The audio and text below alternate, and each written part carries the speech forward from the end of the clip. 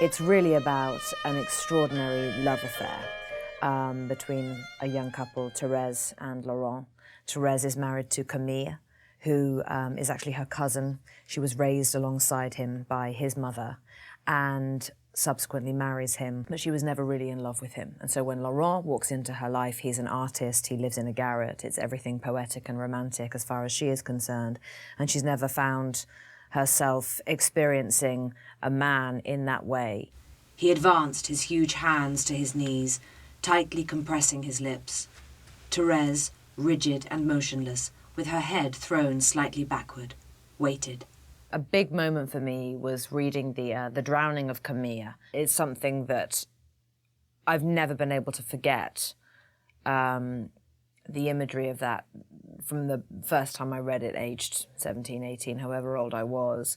And it was a fairly big deal for me. I sort of felt, oh my God, I felt quite emotional reading that piece. And I did actually stop and say, wow, I just read The Drowning of Camille in the novel of Therese Raquin by Emile Zola for audible.com. Oh my God, oh my God, oh my God. I was very, I was just, yeah.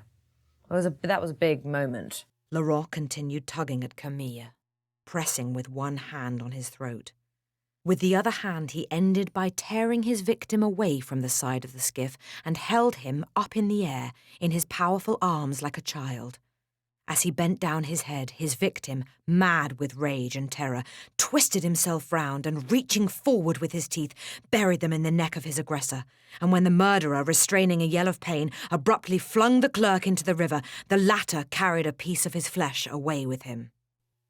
I find audiobooks a great thing, especially for, as I mentioned a moment ago, the long car journeys. Not only is it quite relaxing, but I think hearing something read out loud, the story tends to kind of sink into your soul. Camille, who had ended by lying down on his stomach with his head over the water, dipped his hands in the river. "The deuce! How cold it is!" he exclaimed. "It would not be pleasant to go in there head foremost." Having that moment of being allowed to just kind of tune out and be taken into another world, an atmosphere, an environment that is being created entirely for you by somebody else's voice. It's really a wonderful, magical thing. I'm Kate Winslet and I'm performing Therese Raquin by Emile Zola. It's a great book and it's a barrel of laughs. It is. You should download it and listen to it. It's a fantastic book. Much easier to listen to than to read, that's for sure.